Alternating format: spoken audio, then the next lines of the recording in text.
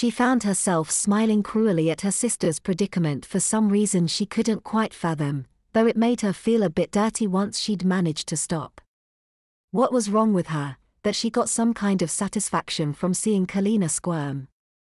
There was a time when seeing that would have made her feel a little sick to her stomach, make her want to do anything to help. As it turned out, however, Kalina was about to do that for herself.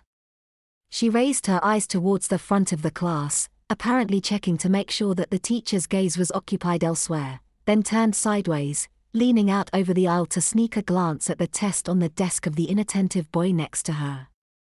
Chrysanta heard herself gasp, felt her cheeks grow red as the people around her gave her odd looks.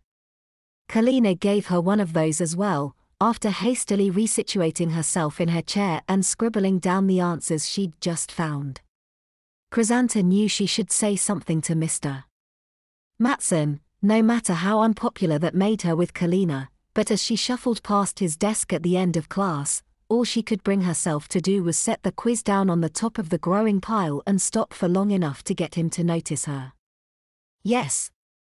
He might have sounded annoyed, but it was hard to tell, because, as far as she could tell, he always sounded somewhat like that.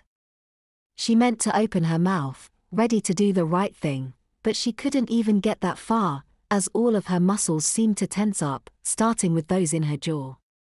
She shook her head stiffly and skittered out of the classroom, not even bothering to put on her backpack.